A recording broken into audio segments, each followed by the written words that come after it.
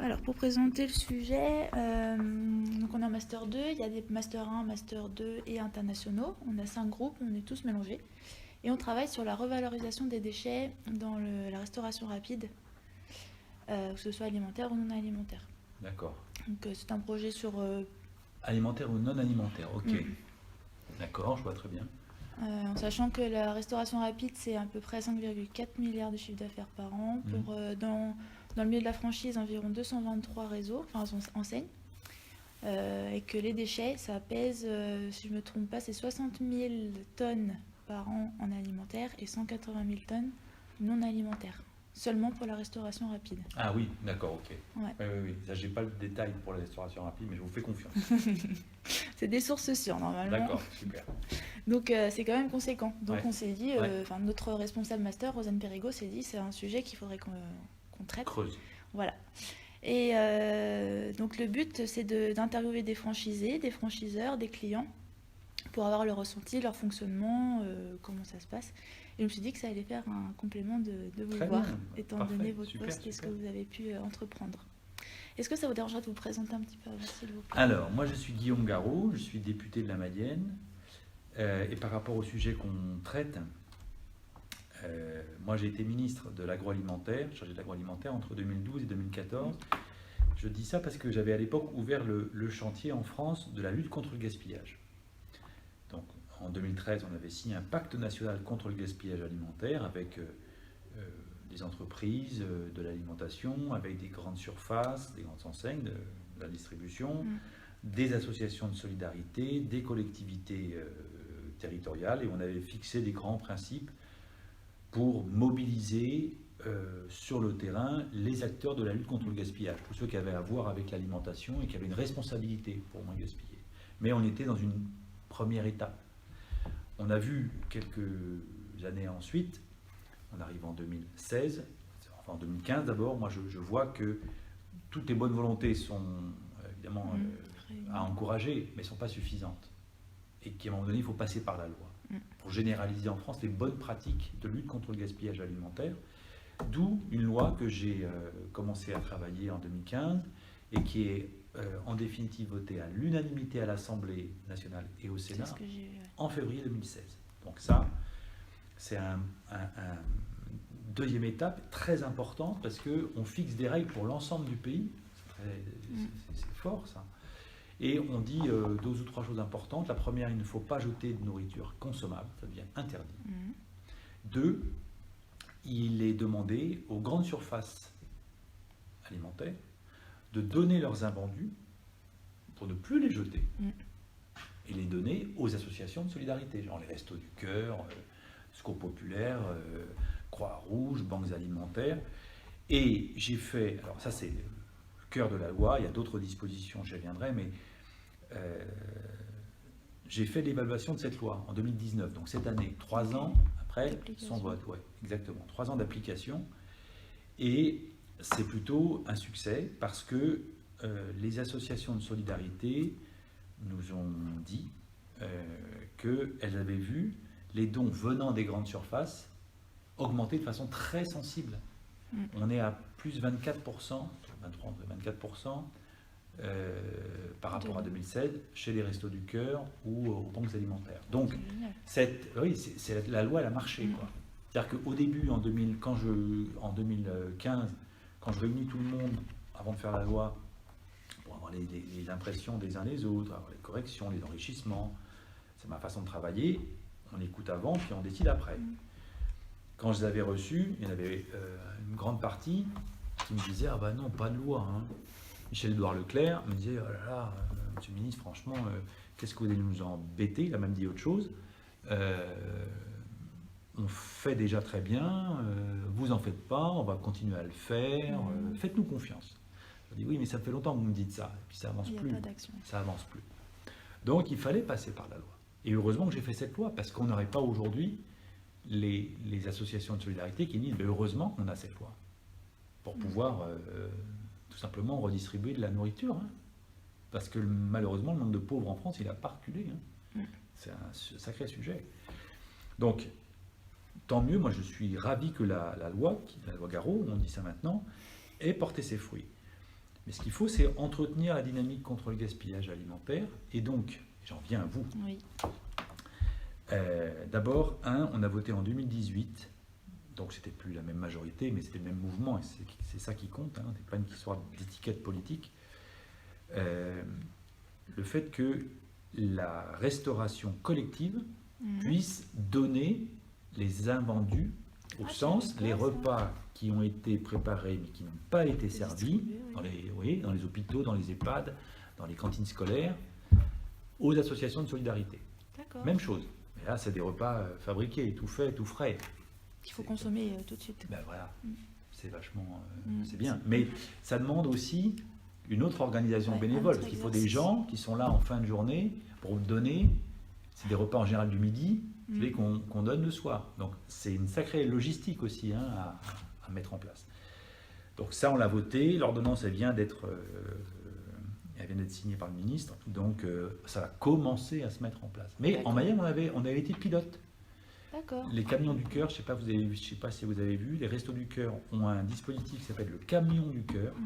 Ils vont prendre chaque jour les repas invendus, enfin pas invendus, qui n'ont pas été servis, à Réaumur et à Buron. D'accord. Il y a un paquet, hein. Ouais, c'est des gros établissements. Ben ouais, exactement. Donc ça fait quand même 30, 40 repas le soir qui sont disponibles pour qui les SDF, des migrants qui n'ont pas à manger, enfin, voilà, c'est bien. C'est top. C'est bien. Donc on avance. Et puis, la prochaine étape, ça va être la restauration commerciale et la restauration rapide. Aussi. Il y a quelque chose à faire.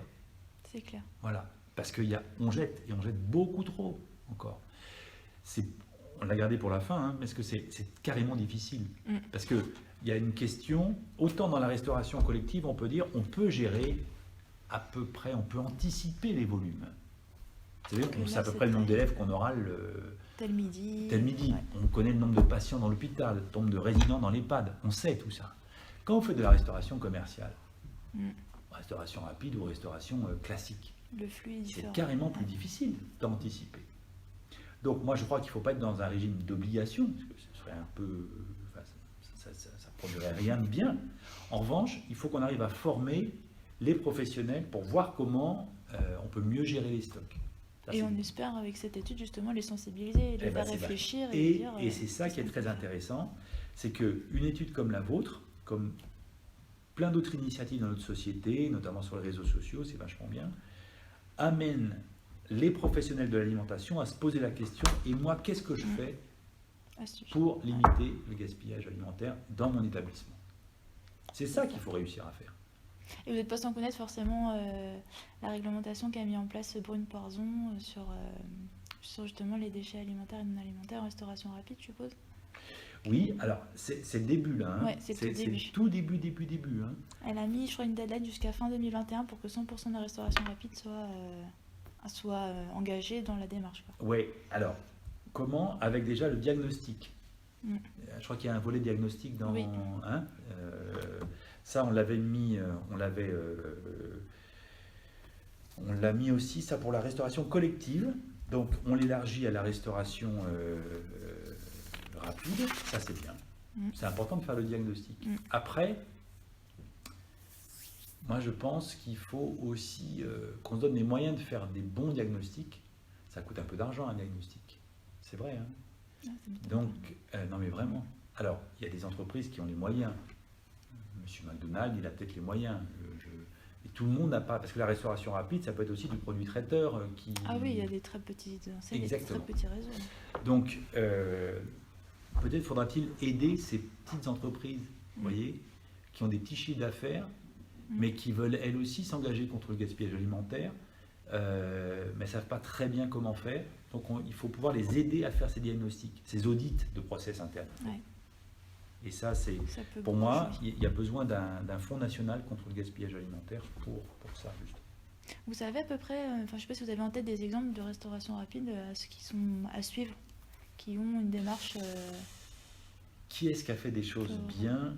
Alors, c'est surtout des indépendants que j'ai vu faire des choses bien. J'ai pas encore vu de... Alors, peut-être dans certaines, pas des chaînes, mais dans des... Comme c'est souvent des franchises, comme... c'est ça. Voilà, il peut y avoir des établissements...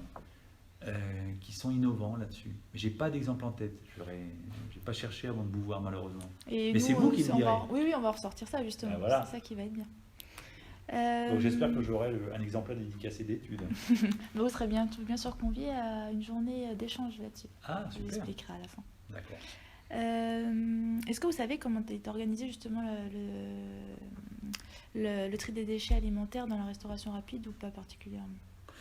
Non, parce qu'il y a la loi sur les biodéchets Ouais. qui doit s'appliquer pour la restauration rapide. Mais là, vous allez peut-être, vous pourra m'éclairer. Ok, c'est vrai que j'ai pas étudié celle-ci, la loi des biodéchets. C'était issu du Grenelle, oh, c'est vieux ça. Et elle va s'appliquer de plus en plus. Et en fait, elle incite en fait la restauration commerciale, donc rapide ou pas, hein, c'est pour tout le monde, hein, la restauration commerciale à produire moins de déchets. Donc, on dit, si c'est plus cher de payer l'enlèvement des déchets, du coup, on fait gaffe pour que on fabrique moins de déchets. C'est une façon de faire pression en aval. Ok, ça marche. Et vous ne pensez pas que les nouvelles pratiques qui sont mises en place par les franchises, les réseaux, aient un impact sur le chiffre d'affaires réalisé par les enseignes, ça a un impact sur les investissements, que ça puisse les freiner? Pourquoi ça aura un impact négatif? C'est sûr que, moi, ce que j'en pense, c'est que forcément, vis-à-vis des clients, ils disent, bon, ils sont engagés, c'est bien, ça peut booster, Ouais. et ça a une bonne image de marque, finalement. Et puis même, moins il y a de pertes, moins il y a de gaspillage, mieux c'est pour la rentabilité de l'entreprise. Ouais. Parce que le problème, c'est qu'on a considéré aujourd'hui que c'était normal d'avoir ce qu'on appelle de la casse. On connaît. Ah En oui. distribution, on connaît. Ben bien sûr. aussi, Ouais. Et en restauration rapide, on était un peu dans le même sens. Alors, évidemment, les cuisiniers, les directeurs de ces franchises font attention, le plus attention possible. Mais il faudra sans doute l'être davantage encore dans l'avenir. En investissant justement dans ces matériaux, peut-être qu'ils se diront, il faut davantage que je... Exactement, Ouais. je pense qu'il y a un vrai travail à faire là-dessus. C'est un changement de modèle, certainement, mais ça vaudra sans doute le coup parce qu'au final, le consommateur est de plus en plus sensible, vraiment, hein, de plus en plus sensible. Ah bah oui, totalement. Et moi, on voit les grandes enseignes, les enseignes de la restauration rapide qui font attention sur le plastique aussi. Beaucoup, de plus en plus. Les emballages. Exactement, tout. Et c'est aussi des gains aussi, c'est des sources d'économie. Alors, faut pas penser que c'est cuit les petits oiseaux, tout va bien. Hein. Non mais c'est vrai, passer d'une facilité plastique à d'autres emballages qui sont peut-être un peu plus chers, un peu plus onéreux, c'est pas facile ça. Ouais. Voilà. Mais il y a aussi de l'ingéniosité. Il faudra trouver des bons exemples, les valoriser ensuite pour qu'ils soient généralisés. C'est ça. Et je pense que votre étude peut y contribuer. D'accord. Et vous pensez que les enseignes travaillent avec leurs fournisseurs, je sais pas, des collectivités sur ce sujet-là, mis à part les associations pour les gaspillages alimentaires? Peut-être, ce serait pas mal. Mais ce sera gagné le jour où McDo, je prends les McDo, lance une grande campagne nationale pour dire mais nous on ne jette pas nos sandwichs parce que alors d'abord ils disent mais nous on les fait juste au moment. C'est vrai. Donc c'est une façon aussi de limiter le gaspillage. Hein, quand on travaille le frais à la commande, c'est une façon de limiter le gaspillage. Mais on sait aussi, c'est ce que nous disent les gens qui bossent chez McDo, on jette aussi beaucoup. Les salades, Bon, il y a peut-être aussi une capacité pour ces grandes enseignes à s'engager de façon résolue, visible dans la solidarité, donc dans la lutte contre la précarité alimentaire et contre le gaspillage. Ça va de pair.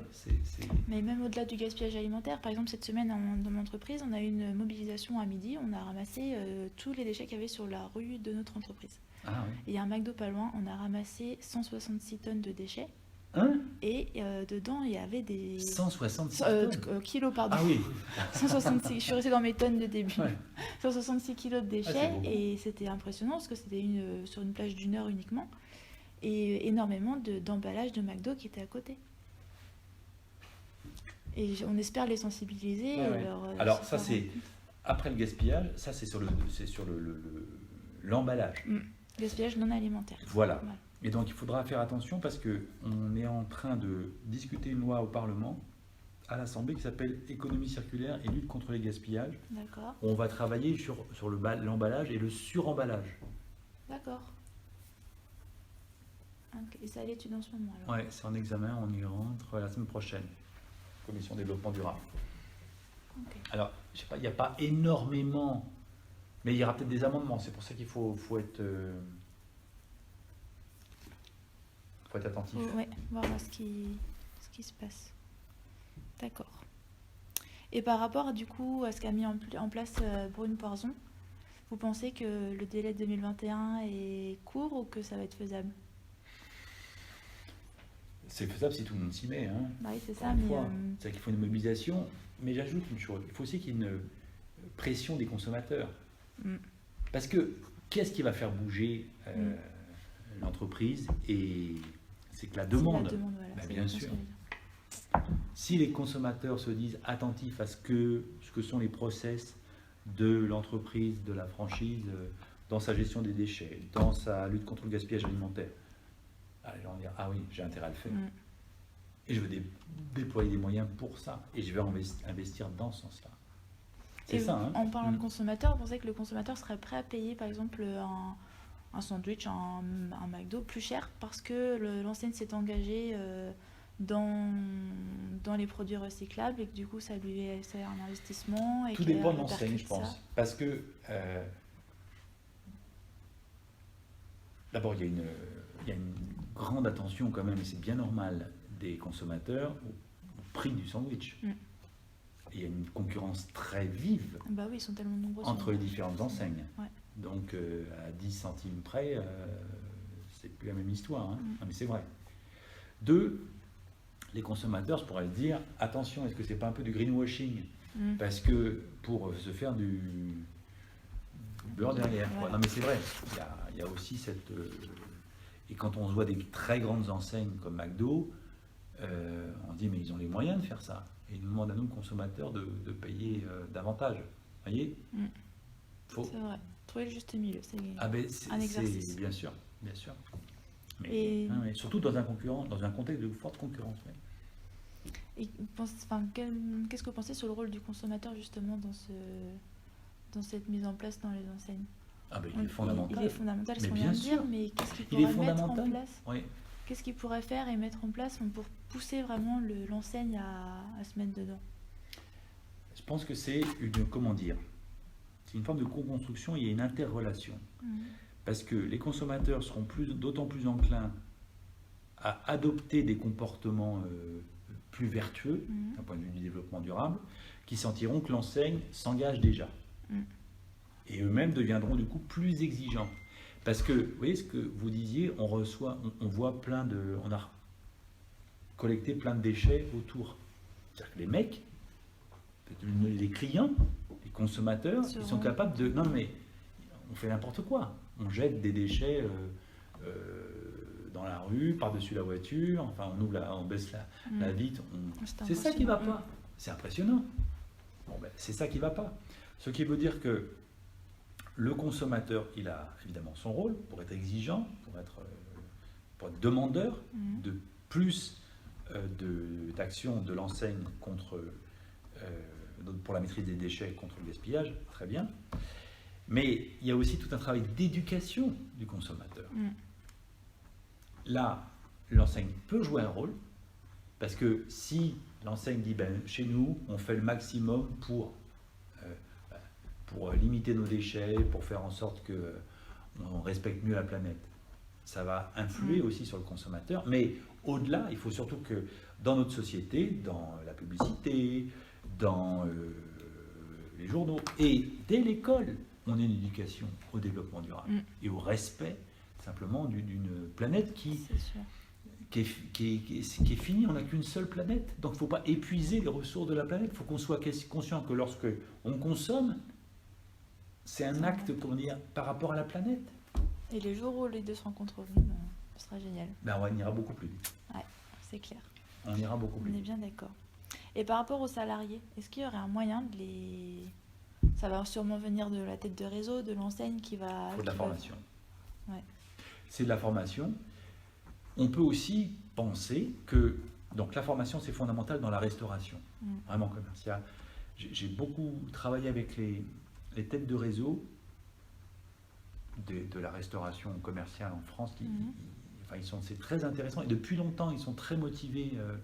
Alors, c'est plutôt la restauration commerciale classique, on va dire, hein, moins Parce que rapide. D'accord. Des ok. syndicats professionnels, vous savez, Ok.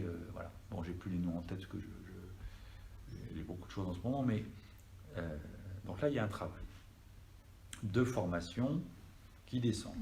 Ça, c'est bien. Mais on pourrait aussi peut-être conseiller les entreprises de la restauration rapide à avoir une politique RH qui valorise, Les actes qui seront mis... bien sûr, employés. tout ce qui est au service de la lutte contre le gaspillage, au service voilà, d'une politique vertueuse vis-à-vis de la planète. Donc de valoriser ça dans le management, ça dans les gestes de travail, Quotidien aussi. très important. Et puis il y a aussi ce qu'on appelle la RSE. Alors c'est pas vrai, c'est moins vrai dans les franchises parce que c'est des toutes petites. Non, ça mais prend de plus en plus de place. bon, eh ben, je pense qu'il y a quelque chose à faire Ouais. avec la RSE. Ouais, ça prend Et plus c'est un outil puissant de mobilisation, de transformation interne des entreprises. Mm. Puissant, beaucoup plus puissant qu'on ne pense. Et ça implique énormément. Enfin, normalement, quand on arrive dans une enseigne, on est attaché à l'enseigne. Si on a le cœur pris par l'enseigne et ses valeurs, c'est la RSE, c'est quelque chose qui nous Ouais. transporte. Tu te rappelles, hier, on a reçu à l'Assemblée un cabinet, qui est un cabinet national, qui a pignon sur rue, qui font de la stratégie, du conseil, de la communication pour des très très grandes boîtes. D'accord. Eh ben, ils se lancent sur la RSE. Ils disent là, il y a quelque chose à faire. Et eux, ils veulent se spécialiser justement sur la RSE. Et c'est pas un petit cabinet, hein. D'accord. C'est pas une petite agence, hein. Intéressant. C'est très intéressant. C'est vrai, hein.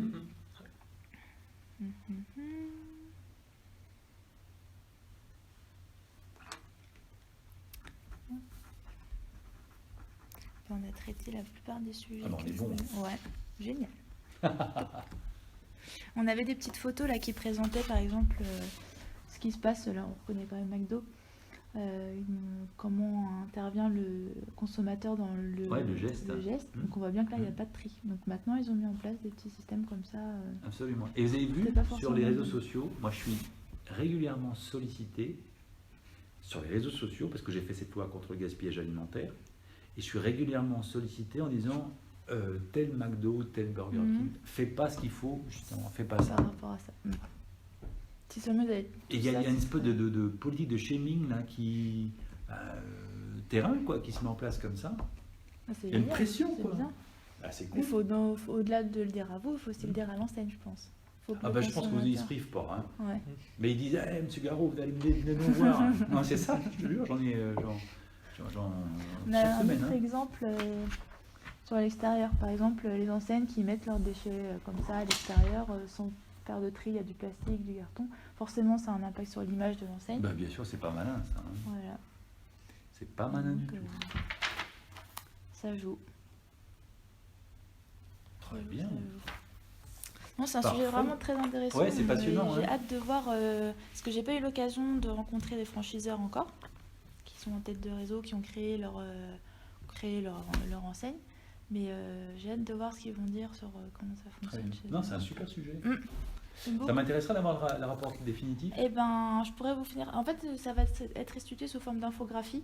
Donc je sais pas encore, on est par groupe, donc on verra comment ça s'organise pour l'infographie. Et on a une journée qui a lieu le 5 février à l'IGR de Rennes, où Très bien. toutes les personnes interviewées seront conviées à cette matinée d'échange. Donc si vous voulez C'est à quel l'invitation, jour c'est un mercredi, il me semble. C'est ça. Moi, c'est chaud. Mercredi, je peux pas, malheureusement. Parce qu'à l'Assemblée, vraiment mardi, mercredi, c'est le C'est les jour journées vêtements. indispensable de présence. Je comprends. Mais je vous enverrai les infographies dans ce cas-là. Eh ben, avec plaisir. Sur permanence. Tout à fait, ouais. numéro du bonheur. Ça marche. Ok. Le mail du bonheur. Est-ce que vous pensez que dans une petite dernière question, dans le cadre de la politique justement de RSE, il y a d'autres axes qu'on pourrait aborder un peu similaires, mais qui seraient intéressants d'étudier en tout cas?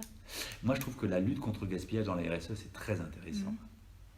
Parce que c'est un vrai vecteur de mobilisation de tout le monde, de tous les salariés. Tous les acteurs. Chacun a quelque chose à dire. Et chacun peut agir. C'est ça qui est puissant avec la lutte contre le gaspillage. Parce que c'est ultra simple. C'est une organisation, c'est une vision du monde qui se traduit dans des gestes simples. Mais qui ne sont pas automatiques encore. Exactement. Et donc c'est pour ça que c'est intéressant, avec la RSE, de faire des choses. Bon, Moi je suis à fond là-dessus. Enfin je pense, j'y crois vraiment. Tant mieux, c'est ce qu'il faut. C'est ce qu'il faut pour y arriver. Génial, je vous remercie, c'est très gentil. On va restituer tout ça et puis on continue nos études. Et la vie est belle. Voilà. Bon, plein d'ardeur, hein, vous.